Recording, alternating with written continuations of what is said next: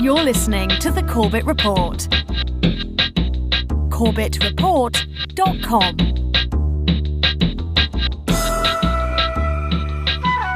Welcome back, ladies and gentlemen. Welcome back to the Corbett Report podcast. I'm your host, as always, James Corbett of corbettreport.com, coming to you from the sunny climes of Western Japan here in March of 2020, with episode 373 of the Corbett Report podcast, Medical Martial Law 2020.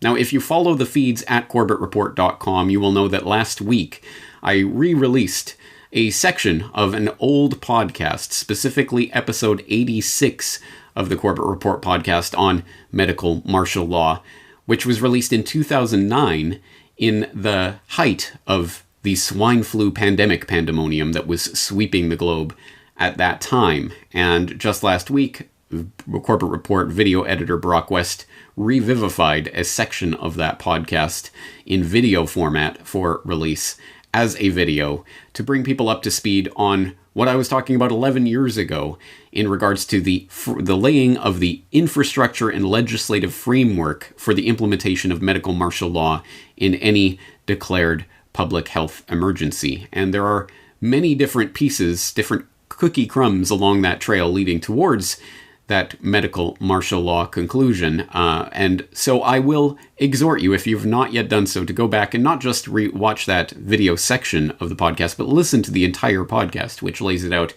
in a great degree of detail. And I will be taking that information for granted, that you are familiar with the steps that have already been put in place that I was outlining in episode 86. For example, the Model State Emergency Health Powers Act, which was drafted in the wake of the 2001 anthrax bioterror false flag event, which was subsequently adopted by over 40 states and allows for quarantines and mandated vaccinations in the event of any declared public health emergency. And it is that Model State Emergency Health Powers Act which gave rise to legislation in numerous different state legislatures that are now being implemented as I speak in various states declaring public health emergencies. So it is important to have that background and that legislative framework in place in your mind. So once again, I will exhort you to go back and refamiliarize yourself with the material in that previous podcast. But as you might guess from the title of today's podcast, I'm going to be updating the 11 years of information that has taken place between then and now to move us a little further along that road towards what we are seeing right now, which is the flicking of the switch and the turning on of the apparatus for medical martial law. It is happening, and it is important to understand how we got to where we are today in order to better understand what is likely to happen in the near future and what we can actually do about this. So roll up your sleeves, get a pen and paper. There's going to be a data dump of information today, but don't worry, as always, all of the links to all of the documents and videos and everything that we go through today will be in the show notes for today's episode at corbettreport.com. If you are watching this on some variant of social media, the link to the show notes will be in the description for this video. So, that being said, let's get straight into it. And actually, we're going to start with a document that was originally drafted and put on the books in 2007, but actually was not released to the public at that time. We're just finding out about it now in the wake of the coronavirus pandemic freakout. So we're getting this information from The Nation, which on March 12th, 2020, reported on an internal pandemic document which shows the coronavirus gives Trump extraordinary powers. Specifically, they are talking about a document called the Operations Plan for Pandemic Response, which was drafted for the CBP, the Customs and Border Protection Agency, and that document is in this article, the complete document, so you can go and read through it. Full confession, I haven't had time to read through the entire document yet, but I have skimmed through important passages of it.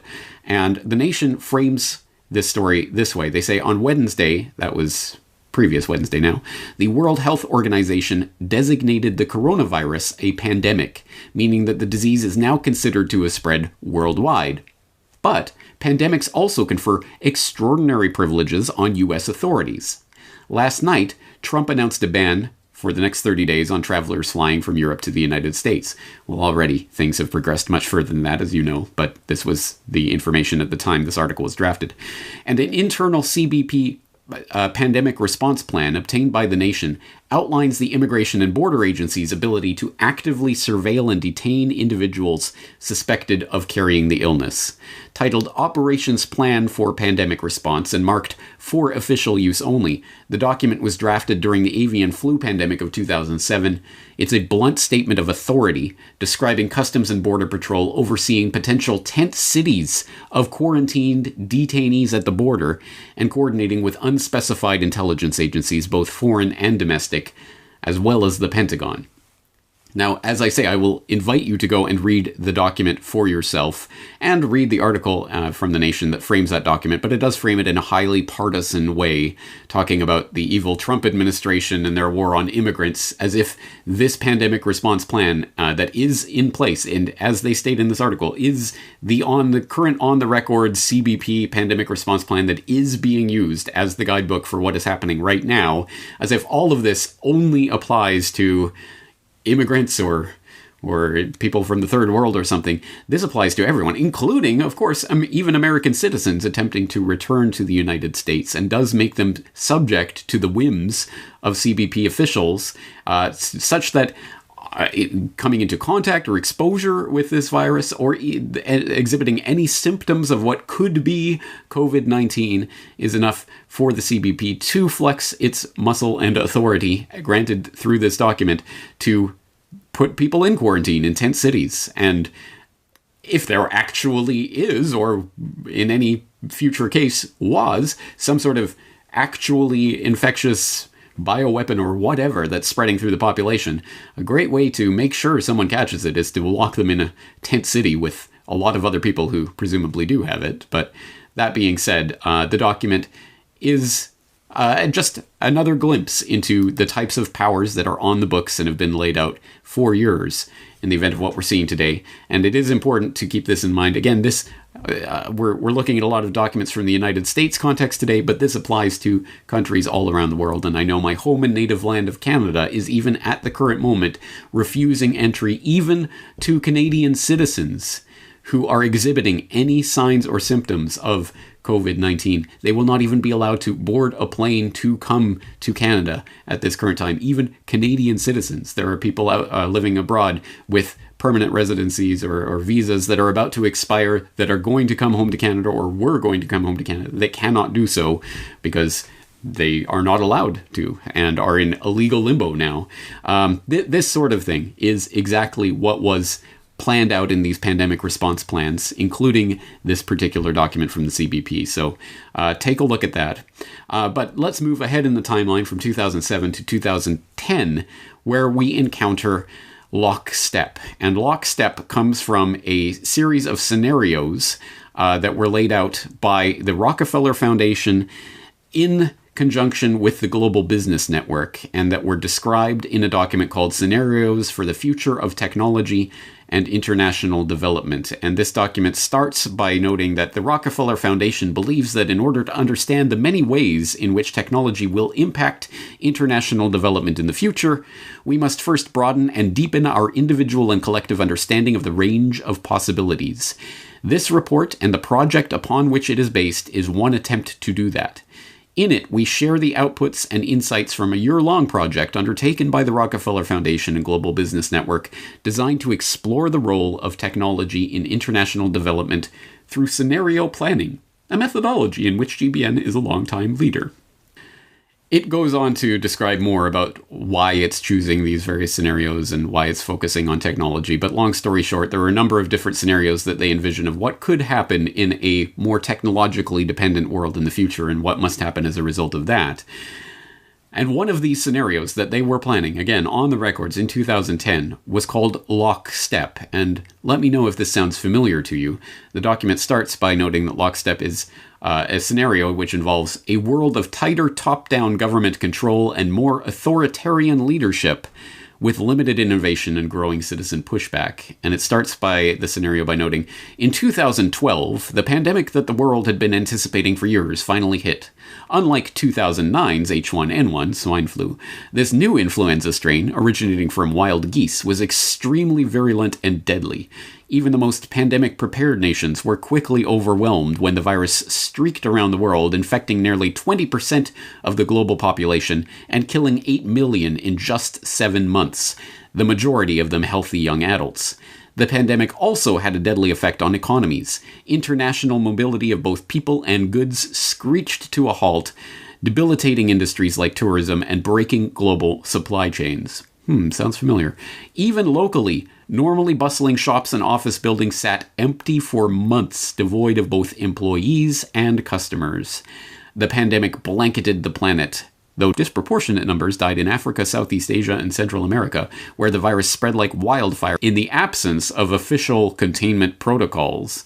But even in developed countries, containment was a challenge. The United States' initial policy of strongly discouraging citizens from flying proved deadly in its leniency, accelerating the spread of the virus not just within the US, but across borders. However, a few countries did fare better. China in particular. The Chinese government's quick imposition and enforcement of mandatory quarantine for all citizens, as well as its instant and near hermetic sealing off of all borders, saved millions of lives, stopping the spread of the virus far earlier than in other countries, and enabling a swift post-pandemic recovery. China's government was not the only one that took extreme measures to protect its citizens from risk and exposure. During the pandemic, national leaders around the world flexed their authority and imposed airtight rules and restrictions, from the mandatory wearing of face masks to body temperature checks at the entries to communal spaces like train stations and supermarkets. Even after the pandemic faded, this more authoritarian control and oversight of citizens and their activities stuck, and even intensified. In order to protect themselves from the spread of increasingly global problems, from pandemics and transnational terrorism to environmental crises and rising poverty, leaders around the world took a firmer grip on power. You can continue reading through this scenario and the way it played out in the scenario planner's fevered imagination, but later on, it notes in a sidebar, for example, the role of philanthropy in lockstep, talking about those wonderful philanthropic organizations, like, one would presume, the Bill and Melinda Gates Foundation, which I'm not sure was in operation in 2010. At any rate, probably wasn't as big as big an influence in pandemic response back in 2010. But anyway, that type of organization, which, as you know from previous Corbett Report episodes, is always just a virtuous a bounty of plenty descended from the heavens by these virtuous philanthropists out of complete lack of self-interest, right? No, of course not. But it does go on to talk about how philanthropic organizations will face hard choices in the world of lockstep, and given the strong role of governments, they will require heightened diplomacy skills, and they'll basically have to more closely work with national official development assistance strategies to meet government objectives. But specifically in the part where they talk about technology in lockstep, they talk about some of the things that were implemented in this scenario in order to crack down on the pandemic, including scanners using advanced functional magnetic resonance imaging technology becoming the norm at airports and other public areas to detect abnormal behavior that may indicate antisocial intent, i.e., brain reading, scanning cameras and other technologies to basically read your mind and see if you're a secret terrorist.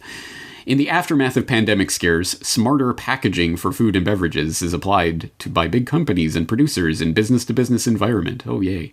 New diagnostics are developed to detect communicable diseases. Telepresence technologies respond to the demand for less expensive, lower bandwidth, sophisticated communication systems for populations whose travel is restricted. And driven by protectionism and national security concerns, nations create their own independent, regionally defined IT networks, mimicking China's firewalls, so they crack down on the internet.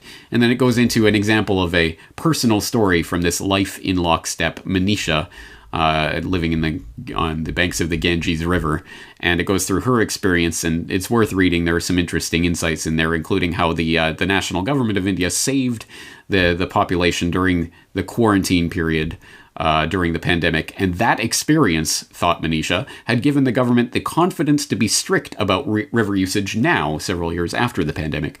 How else could they get millions of Indian citizens to completely shift their cultural practices in relationship to a holy site? Well, good question. How else would you do that other than a very traumatic situation as envisioned by the Rockefeller Foundation and Global Business Network in 2010? The Lockstep document, an important piece of this puzzle. I will put, of course, the link in the show notes, so please go and read through that for yourself. Let's move ahead in the timeline to 2013. This being pointed out recently by Dr. Rudolf Hansel in an article titled "The Coronavirus and the New World Order, War is in the Air," in which Dr. Hansel writes, on the 11th of March 2020, the New Rheinische Zeitung drew attention in the article Two Corona Mosaic Stones to a publication by the German government in January 2013, the Information from the German Government Report on Risk Analysis in Civil Protection 2012. That was released on the 3rd of January 2013. In it, frightening similarities with what is currently happening can be seen, in particular by explicitly mentioning the SARS coronavirus, CoV. The scenario presented, in which the spread, course, duration, mortality, etc. are described, goes as far as to make a drastic restriction of fundamental rights necessary. The scenario states, in this respect, the competent authorities, first of all the public health authorities and primarily the public health officers, must take measures to prevent communicable diseases. The IFSG, the relevant legislation, allows, among other things, restrictions of basic rights, such as the right to the inviolability of the home. Within the framework of necessary protective measures, the fundamental right of personal freedom and the freedom of assembly can also be restricted. In addition to these measures, to be ordered directly by the public health officer, the Federal Ministry of Health can order by statutory order that threatened sections of the population have to take part in protective vaccinations or other measures of specific prophylaxis, whereby the right to physical integrity can be restricted. I would suggest to go back and read and reread that passage several times until it sinks in. But yes, in 2013, the German government was already drafting scenarios that envisioned mandatory vaccinations or specific prophylaxis in the event of a spreading communicable disease. And, oh yeah, restrictions on the right of personal freedom and freedom of assembly, which is particularly convenient in a period where, as I've had cause to note in recent times, this is a period in which a lot of protest is happening all around the globe, all at the same time, and the globalists are on the run, right?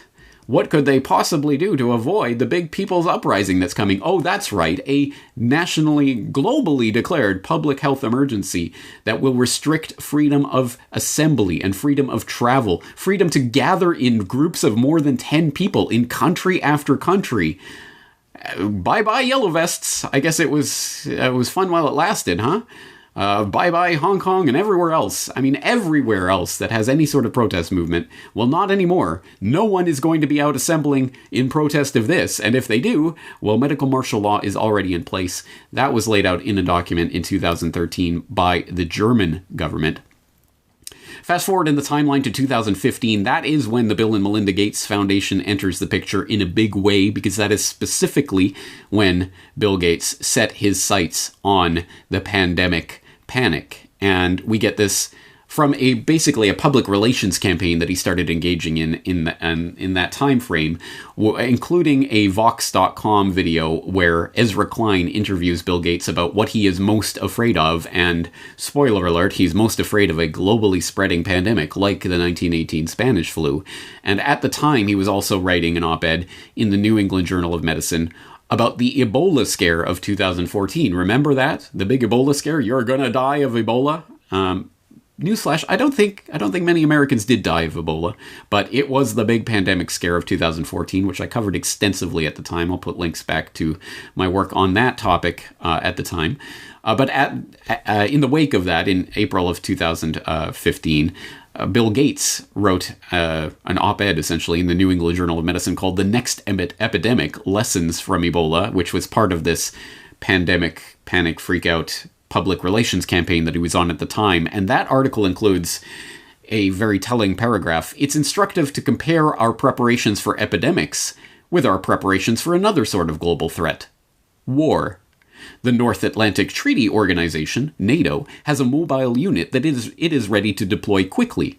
Although the system is not perfect, NATO countries participate in joint exercises in which they work out logistics, such as how fuel and food will be provided, what language they will speak, and what radio frequencies will be used. Few, if any, such measures are in place for response to an epidemic. The world does not fund any organization to manage the broad set of coordinated activities required in an epidemic. The last serious simulation of an epidemic in the United States, the Dark Winter Exercise, took place in 2001, and few countries have met their commitments under the international health regulations which were adopted by the United Nations after the 2002-2003 outbreak of the Severe Acute Respiratory Syndrome, SARS, and were intended to improve the world's ability to prevent and contain outbreaks." So many important nuggets just in that paragraph alone, one of which is the Dark Winter Exercise, which, as Bill Gates notes, took place in 2001. And if you are unfamiliar with the Dark Winter Exercise, boy, it is time to get up to speed on that. I have talked about it in the past, but like a lot of this work, many, many years in the past, so you may not have seen it. But that was a simulation of an anthrax bioterror scare in the United States, shortly before 9/11 and the anthrax attacks of October 2001, almost as if they were live simulating something that they were about to do. Almost. What an amazing coincidence. Extremely interesting, and you should take a look at that exercise and the fact that it contained faux news reports that were dressed up to look like real news reports about how the anthrax was spreading and how it was affecting different populations. Again, some of the very people responding to the October 2001 anthrax crisis sitting there at the tabletop exercise in 2001. Also, of course, wartime footing. We need a wartime footing for pandemic response, and that is something that's popping up in the news as I speak. Emergency war powers that have not been invoked since the Korean War, for example, in the case of the United States, are being invoked right now because we are at war once again, this time with a hidden enemy. Where have we heard that type of rhetoric before? And again, invoking the specter of SARS, the coronavirus.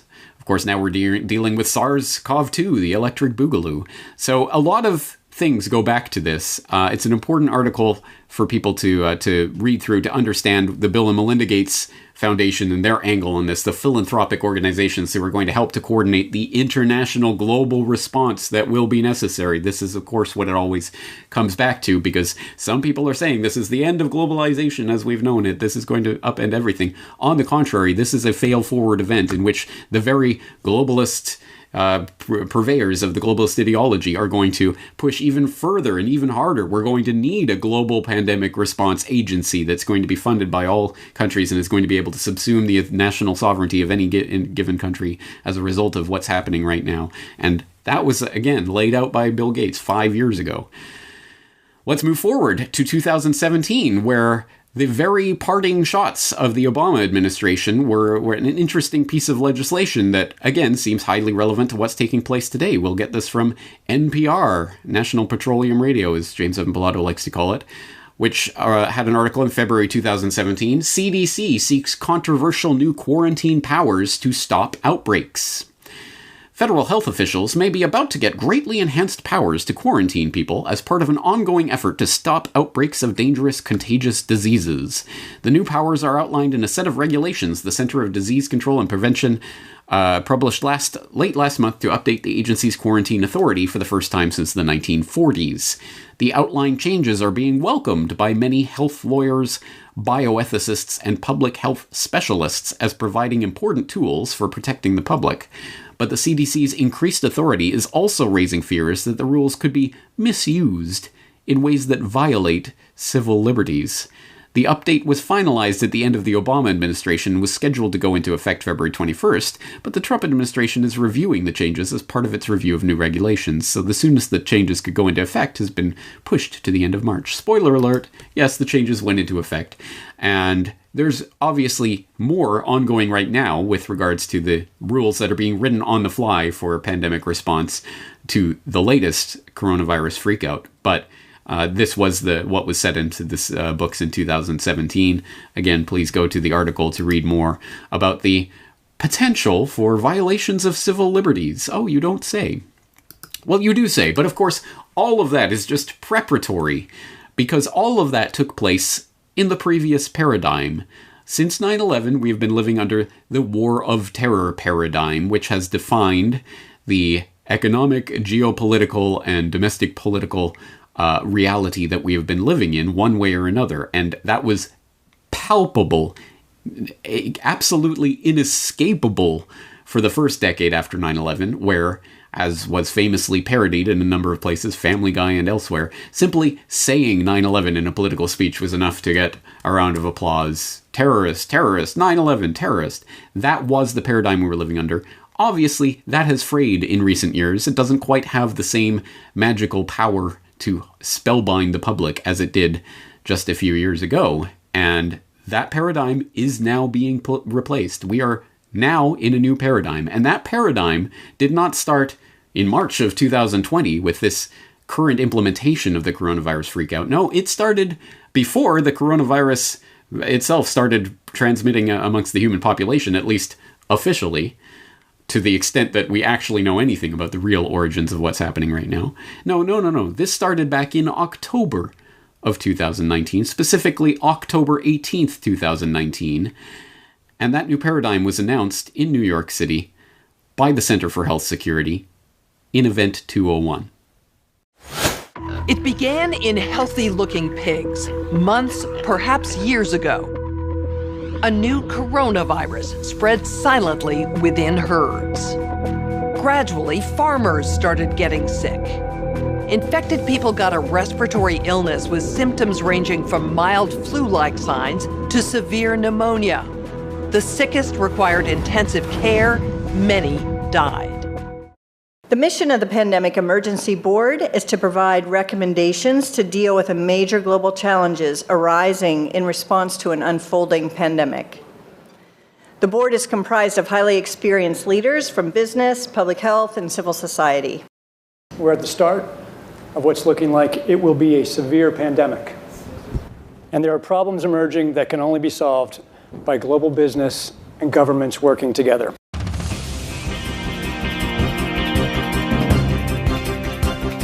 Public health agencies have issued travel advisories, while some countries have banned travel from the worst affected areas. As a result, the travel sector is taking a huge hit. Travel bookings are down 45%, and many flights have been canceled. Governments need to be willing to do things that are out of their historical perspective, or for the most part, it's really a war footing that we need to be on. We shouldn't underestimate the power of entrepreneurship. We need to escalate that, whether it's through the government's helping with tax breaks or subsidies of that nature to increase manufacturing of those types of products. It can happen quickly. A Marshall-type plan, don't mean to say that exactly, but a Marshall plan that can go into effect can stimulate change very quickly. Now, as I'm sure you know, if you do follow alternative media, much has been said already about Event 201 and what was taking place there. If you're completely new to it all, I will put links into the video and to the website and to the press release and other materials that will give you a better sense of what Event 201 was and what it was attempting to do, at least officially speaking. And I will also provide links to the propaganda report, the propreport.com, which has done a special report about the Event 201 agenda, highlighting the recommendations, the call to action that was issued as a result of this tabletop exercise that was held in New York in October of 2019, involving some of the very players who are now in the front lines of this fight against the coronavirus pandemic that they themselves were simulating, exactly like Dark Winter. And that includes the heads of the US CDC and the Chinese CDC and others. The full list of participants will be linked in the show notes. But specifically in this call to action, they talk about the various things that the World Economic Forum, the Johns Hopkins Center for Health Security, and Bill and Melinda Gates Foundation jointly propose as a result of their findings playing out this coronavirus pandemic scenario in October. Number one, governments, international organizations, and businesses should plan now for how essential corporate capabilities will be utilized during a large-scale pandemic. 2, industry, national governments, and international organizations should work together to enhance internationally held stockpiles of medical countermeasures to enable rapid and equitable distribution during a severe pandemic. 3, countries, international organizations, and global transportation companies should work together to maintain travel and trade during severe pandemics. Travel and trade are essential to the global economy as well as to national and even local economies, and they should be maintained even in the face of a pandemic. 4, government should provide more resources and support for the development and surge manufacturing of vaccines, therapeutics, and diagnostics that will be needed during a severe pandemic. 5, global business should recognize the economic burden of pandemics and fight for stronger preparedness. 6, international organizations should prioritize reducing economic impacts of epidemics and pandemics. And 7, governments and the private sector should assign a greater priority to developing methods to combat mis- and disinformation prior to the next pandemic response. Please do go read through that full list.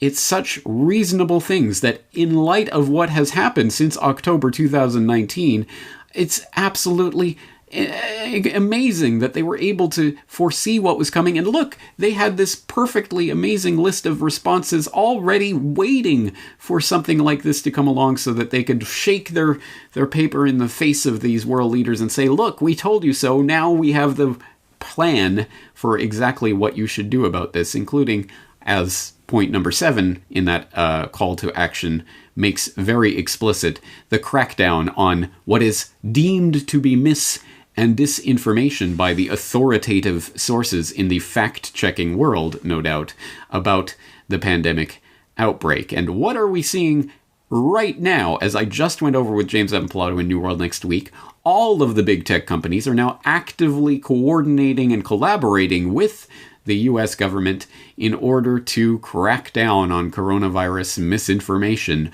which, oh, by the way, as a bug, Facebook just accidentally basically censored and blocked and removed every single article and post on coronavirus recently. But that was just a bug, folks. Don't worry, they're ironing out the wrinkles in that system, and it will all be better soon once they have the right censorship things dialed in properly. And of course, the WHO director did come out and say that what we're dealing with is not just a pandemic, it's an infodemic. So this has already been seeded into the popular imagination, and it was already sitting there waiting to be enacted by the Event 201 crew, who are the very ones coordinating the response to the real life version of what they simulated. And just as a little extra nugget, because you cannot make this stuff up, one of the toys that they gave away at Event 201 to the people attending that event were plushies, coronavirus microbe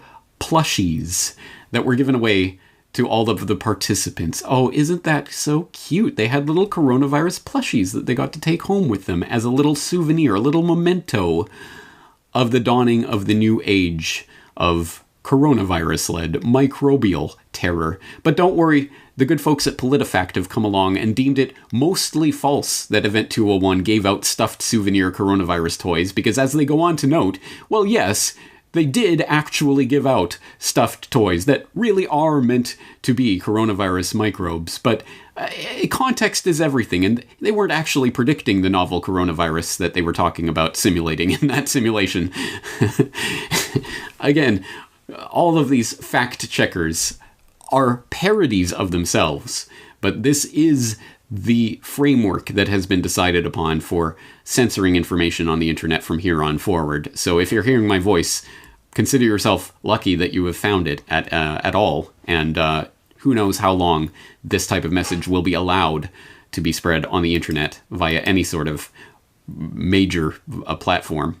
But as I say, Event 201, October 2019 really was the marking of the new era that we have stumbled into one way or another. And that era is now coming to fruition. And there are many different aspects of what's going on right now, and the very many different power grabs that are being taken by authoritarian structures all around the world. Just as after 9/11, every authoritarian in the world was happy to see that event occur, in the sense that it gave them carte blanche to call all of their enemies terrorists and launch a war upon them. Well, now the authoritarian structures around the world are benefiting from the massive power grab that is taking place right under our nose. And there are many different aspects to this, including the incredible steps that have just taken place just in the past few hours. As I'm recording this podcast, Trump taps emergency powers as virus relief plan proceeds, in which we are learning that a 70-year-old wartime piece of legislation known as the Defense Production Act is being put into place to essentially nationalize certain industries and services at the behest of the government to create medical relief supplies. Well, isn't this great? We can nationalize industry and make sure that it all works and functions in the way that we need in order to save lives, of course. That's what it's always about. Well, we will get more into the economic and other aspects of what's going on in future editions of this podcast, but today we're focusing specifically on the invocation of martial law and martial law type powers on the back of what is happening right now. And you don't have to go very far to see that that is exactly what is happening, even as I speak. Now, the epicenter of this outbreak, the city of Wuhan, has just handed over the first of 2 temporary hospitals to the Chinese military medical teams. In response to the worsening situation and ahead of an anticipated nationwide curfew, the IDF entered its highest state of alert, which practically means the Israeli military's emergency preparedness for war. The president of the region of Lombardy has said that he wants the military to be called in to enforce the lockdown, calling on people to stay at home. This is really the mantra that they're leading out to the public at large. This morning, emergency measures in New York. The state's governor deploying the National Guard to New Rochelle, a suburb of New York City, in an effort to contain a coronavirus outbreak there. Residents within a 1-mile radius required to stay within the area for a 2-week period. It is a dramatic action, but it is the largest cluster in the country, and this is literally a matter of life and death. Anybody can look at a map, and basically New Rochelle is a point where if you have the military, you can deploy them within 15 miles of each choke point. And then the city and Long Island are both landlocked. I am faced with the podcaster's dilemma of sitting here in March 2020 in the midst of an ongoing and unfolding story, the end of which I obviously do not know and cannot present to you. I can only present to you the slices of information that I have at my disposal as I'm recording this, which will undoubtedly already be out of date by the time you're listening to this, even if you listen to it as soon as I release it, let alone days, weeks, months, or years after the fact. So I can only give you a slice of the information that is at hand right now, but I can tell you that martial law and the specter of martial law is very much in the air in the United States and elsewhere, reflected in any number of stories that are trending on the news pages right now, the mainstream news pages, about what is martial law and is martial law coming to America. For example, we can get this from Fox Business. What is martial law? Increase in COVID-19 related rules, curfews has led to circulation of rumors surrounding martial law, and it helpfully defines martial law as a term that describes the government order of replacing civil rule with the military in a time of war or emergency. And in the US, it notes the president must order for the establishment of martial law, which would in turn transfer power into the hands of the army.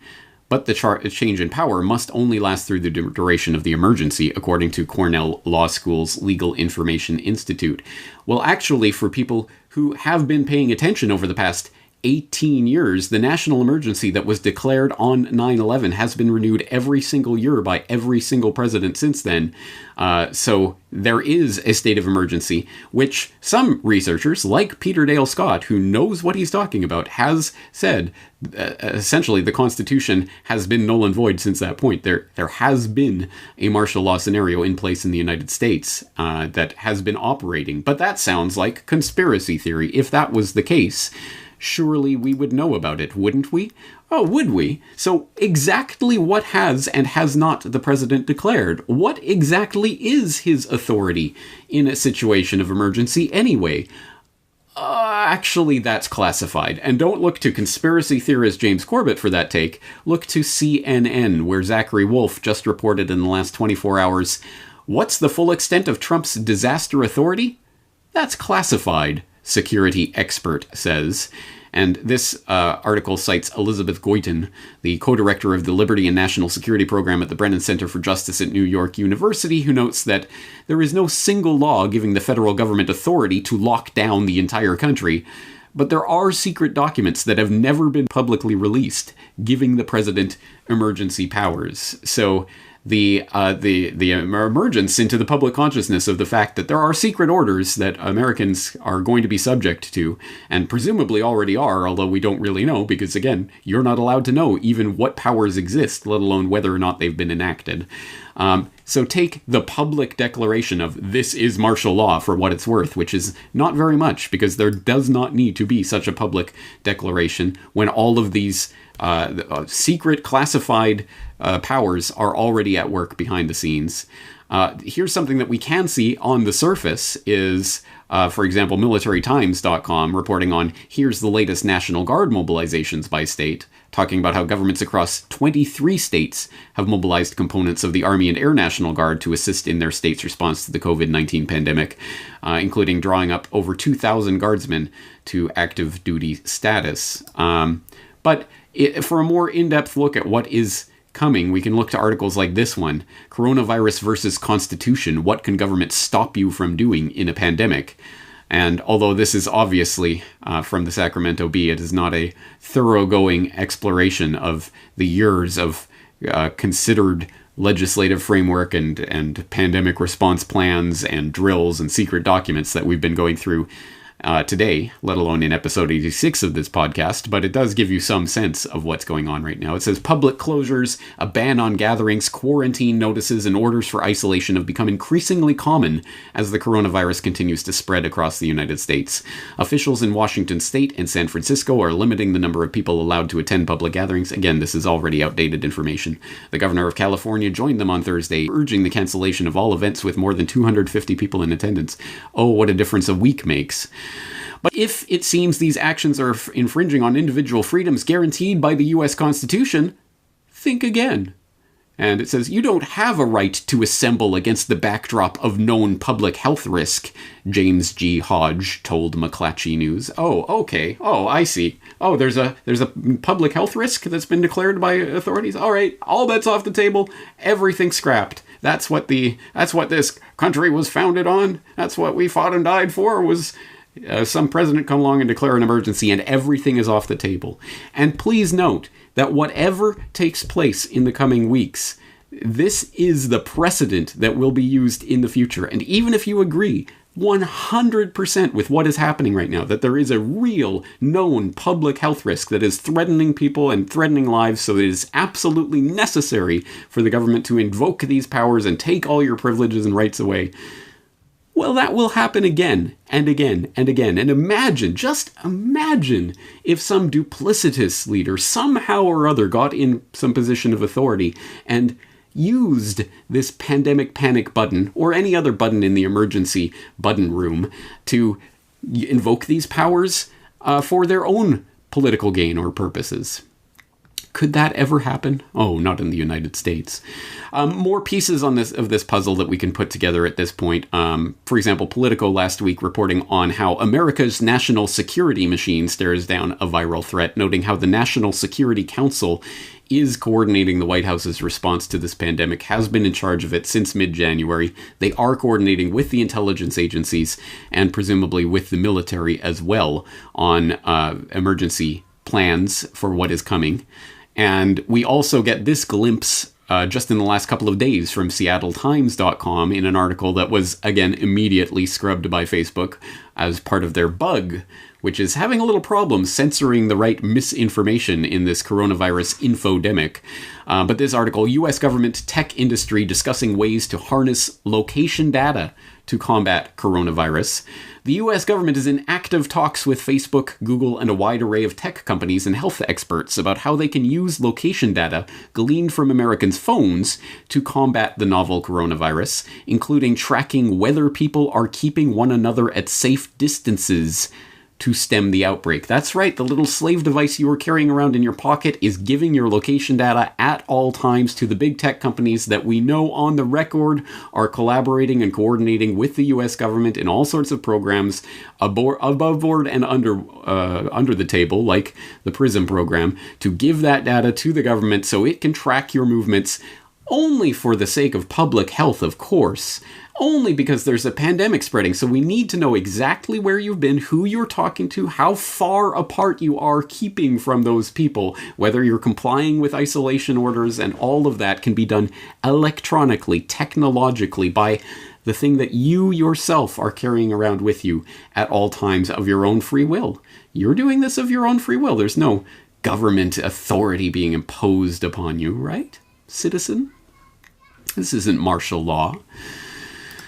And of course, again, this is not just the United States. It is happening this way all throughout the world. Israel joins totalitarian states using coronavirus to spy on citizens, reports the American Conservative, which has an interesting take on this, noting that Israel's internal security service, the Shin Bet, will be allowed to use personal cell phone data and information, such as which cell tower a device pings to retroactively track the movements of carriers of the coronavirus in order to see with whom they interacted in the days and weeks before they were tested, in order to place those people in quarantine. So, again, look at the power that is now being taken completely for granted. Simply having been in the vicinity, or having one of your devices been in the vicinity of a device of someone who has then been declared by a faulty test that we know is not worth the paper that it's written on, to have been a carrier of this virus, you can then be quarantined. And you cannot assemble in groups of more than 10 people, and you cannot... All of these things that would be necessary for any type of resistance to any sort of governmental measure are now systematically being scrapped and stripped from the public, not to widespread approbation, but to cheers from the public. Yay! Let's get those damn quarantine evaders. He was called a terrorist, so he must be a bad guy. He was called a quarantine evader, so he must be a bad guy. If anyone fails to see how this power could possibly be abused, it blows my mind that the leaders of the valiant resistance, the Democrats, who absolutely despise Trump, everything he stands for, wants to give him the power to declare anyone he wants a potential carrier of coronavirus and thus subject to indefinite detention at the hands of the military if need be. Absolutely crazy, and it's playing out in Israel as well. But of course, the American Conservative frames this as Israel joining Iran and China in focusing on the powerful intelligence gathering tools that the state uses on its own citizens. But it's interesting, this report from Barbara Boland, written shortly before she saw the report from the Seattle Times admitting the US government is doing the exact same thing as well. So it's not just Iran and China and Israel, it's every country in the world that can do so, presumably, is looking into this right now. More pieces along the trail, for example, in Britain. We get from news.sky.com, coronavirus, thousands of armed forces staff could be put on standby over COVID-19 spread. More than 10,000 British soldiers, sailors, and airmen could be put on standby in the coming weeks as the coronavirus crisis worsens. Officials have been drawing up plans for weeks and are now ready to submit proposals to the Prime Minister. The plans, codenamed Operation Broadshare, according to Army sources, were originally due a few weeks ago, but have been delayed so they can be altered to reflect the rapid spread of the virus. So yes, the military is being prepared for its role in helping out with this disaster response. And here comes Canada as well, my home and native land, which it has been trending in the news recently about the Emergencies Act, previously known as the War Measures Act, which received royal assent in 1988 and was created to provide a legal framework for power to be temporarily consolidated with the Prime Minister and Cabinet to issue executive orders during national emergencies like COVID-19. And it has only ever been invoked 3 times in Canada during the First and Second World Wars, as well as during the October crisis of 1970, when members of the Front de Libération du Québec abducted then provincial Deputy Premier Pierre Laporte and British diplomat James Cross. And of course, there's always that infamous clip of Pierre Elliott Trudeau, the presumed father of the current Canadian Prime Minister, saying, "How far will you take this? Oh, just watch me," invoking the Emergencies Act and martial law in Canada in 1970. Well, now we have the Sun invoking that specter here in 2020 to combat a very different threat, but one that nonetheless is threatening to shake the foundations of our entire planet, etc. This report coming from Global News, Coronavirus, how the Emergencies Act could help Canada's struggling economy. But it's not just the Emergencies Act. As previous Corbett Report guest, Dan Dix at pressfortruth.ca has pointed out, there's another act that may come into play in this crisis, the Quarantine Act. At any cost? How far would you go with that? How far would you extend that? Just watch me. At reducing civil liberties? To that extent? To what extent? Well, if you extend this and you say, okay, you're going to do anything to protect them, this include wiretapping, reducing other civil liberties in some ways? Yes, I think the society must take every means at its disposal to defend itself against the emergence of a parallel power which defies the elected power in this country. And I think that goes to any distance. So long as there is a power in here which is challenging the elected representative of the people, I think that power must be stopped. And I think it's only, I repeat, weak-kneed, bleeding hearts who are afraid to take these measures. Weak-kneed, bleeding hearts who are afraid to take these measures. That, ladies and gentlemen, is Pierre Elliott Trudeau, the father of Justin Trudeau, who back in the 70s had just enacted the War Measures Act, which is now known as the Emergencies Act. Here it is, folks, and right now, today, it just so happens to be trending on Twitter. We see Emergency Measures Act and Emergencies Act now trending on Twitter because just today, Trudeau announced they may now have new emergency measures under consideration. So this has a lot of people talking about what he potentially means when it comes to enacting this act, which is why it's trending on Twitter.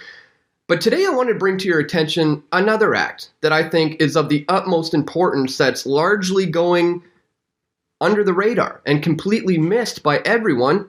This is what should be trending here instead of Emergencies Act is this one, ladies and gentlemen, the Quarantine Act, which achieved royal descent back in 2005 following the SARS outbreak. And this is the one that would give the Canadian government the ability to enact all-out martial law and to completely obliterate the rights of Canadian citizens. So in this video, we're going to be taking a close look at just what kind of things the Quarantine Act is going to give the Canadian government the ability to do to you and me under this COVID-19 pandemic. The link to that video, of course, will be in the show notes so you can get the full report from Dan Dix about the Quarantine Act and how that may be used and invoked in this situation in Canada. But I hope what I've put out on the table so far has at least set the table so that we do understand this is happening all around the world right now. Military responses of various sorts, the type of martial law response is being readied in country after country after country. And it will look different in different countries and it will be implemented differently in different countries, but it is on the table and it is being readied now. And it is important to understand that what is about to happen is essentially a PR campaign for martial law. It is the softening of the public to the idea of martial law because the most likely scenario for the unfolding of this martial law crackdown will not be army officers with guns pointed in your faces shooting people's heads off in plain sight. It will be the friendly, cuddly, wonderful army coming along and making sure that distributing food or whatever it is in crisis situations, and yes, helping to enforce quarantines and what have you. That is the propaganda coup for the martial law planners that could be about to take place. And that actually is the nightmare scenario, because people who have been warning about the dangers of martial law and martial law scenarios, who have been called crazy conspiracy theorists for thinking that governments would ever bring in the military to involve in day-to-day policing. Well, now, of course we need the military here, and of course it's going to be sunshine and rainbows when it happens. And the absolute nightmare scenario is if it is done, and there is a hunker down, and we got to get through this, and weeks or months or however long later, it's lifted, and oh, what a relief. Everything's better again. All right, so that wasn't so bad. I guess these powers are good, and I guess anytime there is a nationally declared emergency, now that precedent has been set, the switch is a lot easier to flip on now, isn't it? And that will happen, and that is scary, because it does undermine the argument against martial law. Why are you so scared of this, you crazy conspiracy theorist? This is an interesting propaganda phenomenon that I've noted before. In fact, most recently in a conversation that was just recorded with Charlie Robinson for a program that he does for Iconic that has not yet been released, at least at the time that I'm recording this podcast, but I will include a link to it when and if it does become available. But I'm just going to play a short clip from that conversation that we had along these lines to help you to understand what is happening and the propaganda coup that could be taking place right under our nose. Well, we in the alternative media / conspiracy research world have talked about martial law for a long, long time. It's this theory. It's this thing out there. It's, that's what happens in war-torn countries. That's what happened in, in World War II or it's abstract to us. But you'd put out a new video talking about medical martial law. And it struck me that that might be the most realistic form of martial law, because in order for overt martial law to take hold, you think of people, troops on the streets with guns telling you have to stay inside your house. But as we know, the best form of censorship is self-censorship. So the best form of martial law is self-martial law, where you quarantine yourself. And it seems that the medical component to this is, if you were an evil genius sitting in your bat cave, trying to think of some way to control the population, you'd say, well, I'd want them to control themselves. They couldn't devise a better way of doing it than a medical pandemic, could they? This is just the blueprint for us demanding our own self-isolation. Is it not? Exactly right. And it's almost like they did engineer this. Oh, well, what a crazy thought that would be, you conspiracy theorist. Put my tinfoil hat on. Yeah, exactly. Well, I have no definitive proof on that one way or another. It seems quite likely to me that assuming this is really spreading and this really is a thing, which even that has question marks over it, but assuming it is, it would seem most likely to me that this is some sort of engineered virus of some sort that may have escaped by accident. It may have been unleashed on purpose. Again, I don't know, and I'm not going to speculate on speculation. But certainly, it is almost like this is a dream scenario for any would-be authoritarian that wants to flex the martial law muscle, because exactly as you said, this is kind of the nightmare scenario for people who are still concerned about what has still remained of civil liberties in our age. Even saying that seems almost, what are you talking about? That was so pre-9/11. Well, this is the new 9/11, and they're going to take even more away from what the liberties that people have enjoyed hitherto. And precisely because it is coming on the back of this concern that is being, as I say, psychologically driven into the public to make them demand, to clamor for their own enslavement, to a certain extent. And this is a phenomenon that I've noted before on the podcast. In fact, you say this is a new video that I've released about medical martial law. It is a new video, but it is actually the audio of a podcast that I did 11 years ago during the swine flu hype of 2009. Remember that? Yeah, I do. Oh, yeah. And I was noting at that time that even then, for several years up to that point, they'd been preparing various legislative proposals and things for instituting medical martial law in the event of some sort of medical scenario, like the Public State Health Emergency Act, whatever the exact name of that is. But the model law that they drafted in the wake of 9/11 during the anthrax scare, that then they started passing in state legislature after state legislature all around the U.S. in order to basically codify and make sure that they had these emergency powers that they're now invoking. These things can take decades. Sometimes it'll be the infrastructure, the legislative framework will be laid decades in advance. And suddenly, once that switch is flipped, once the lever is pulled, suddenly people are like, oh, I didn't know this even existed. Yeah, it's been there for decades, and some people have been warning you about it.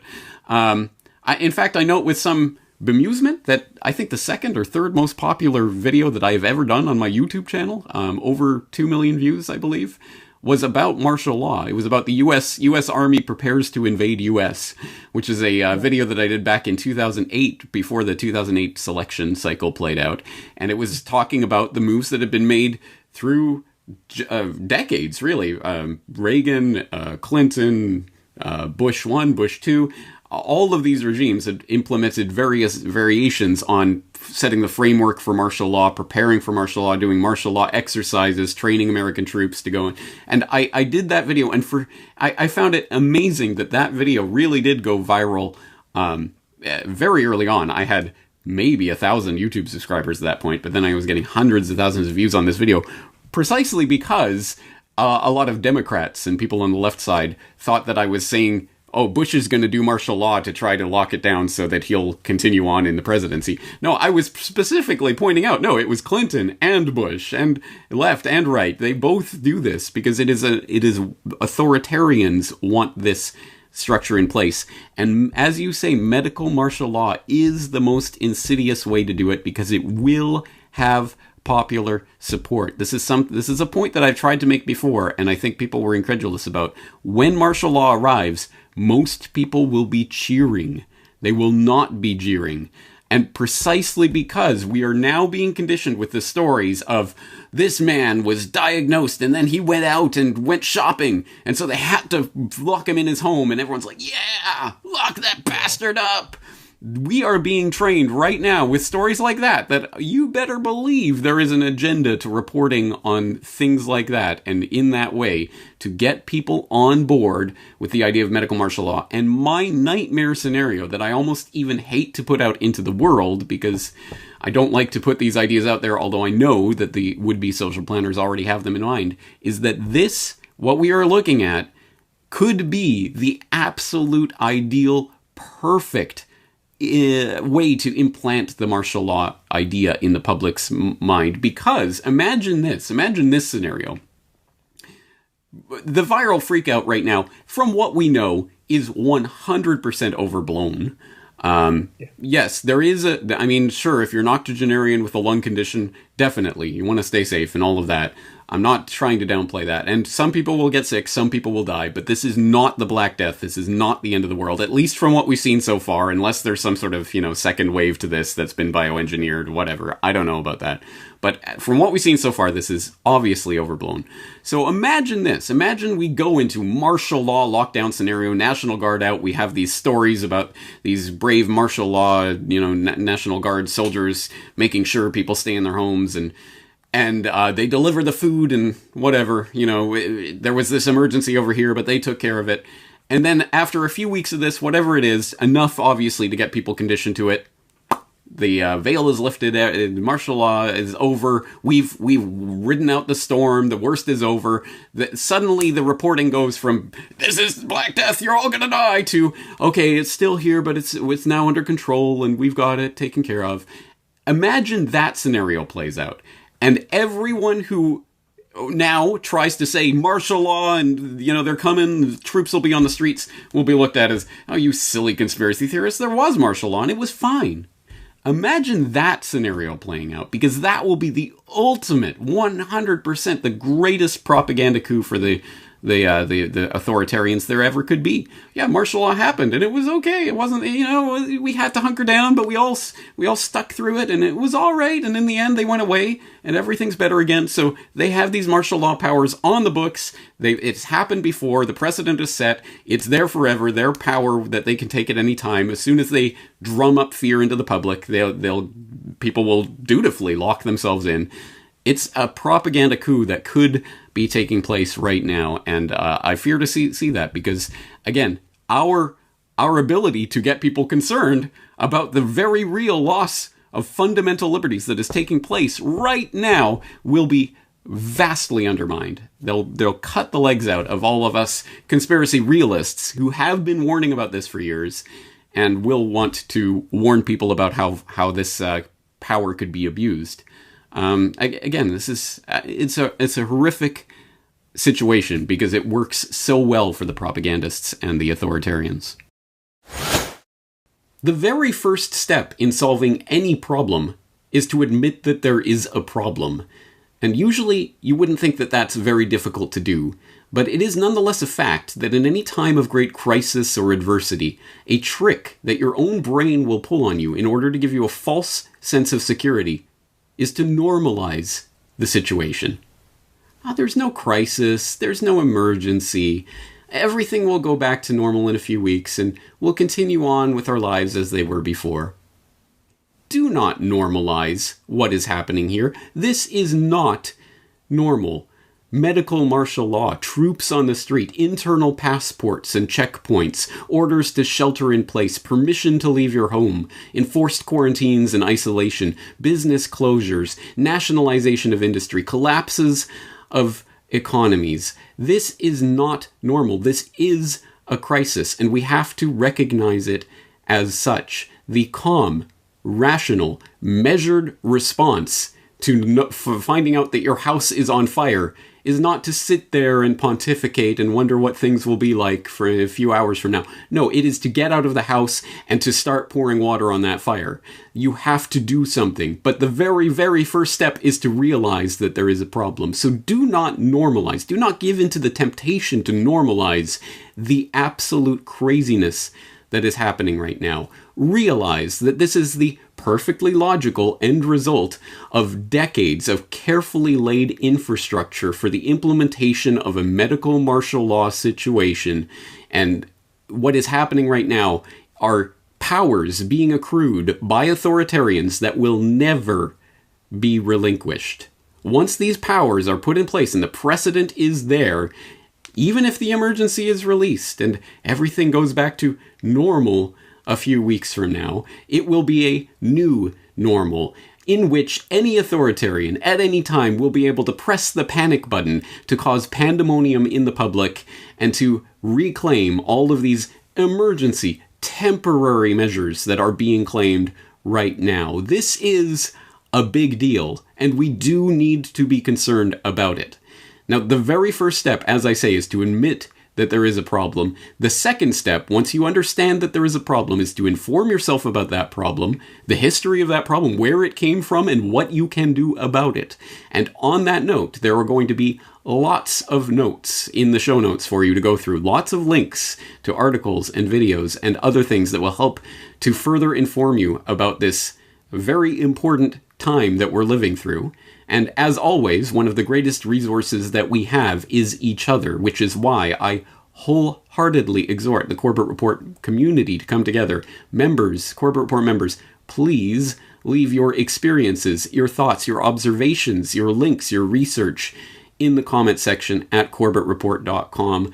We need to learn our way forward on this together. But it all starts from admitting that this is a crisis. There is an emergency situation happening right now. And the calm and rational and measured response to an emergency situation that is happening around you is to let others know there is a problem here. Do not normalize this. This is not normal. We are heading into medical martial law. On that note, I'm going to leave it here today, but obviously no single podcast can encapsulate all of the crazy information that is pouring forth through the news feeds on an hourly, if not minutely basis at this point.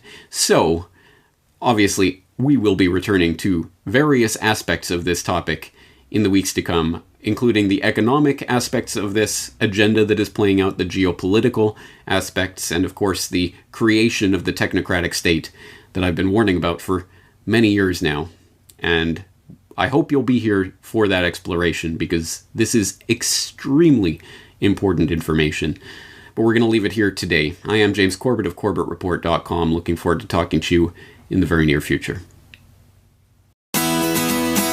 The Corbett Report is brought to you by the Corbett Report subscriber, a weekly newsletter featuring James Corbett's International Forecaster editorial, recommended reading and viewing, discounts on Corbett Report DVDs, and once a month, a subscriber-only video. Sign up today to start receiving your copy at corbettreport.com/support.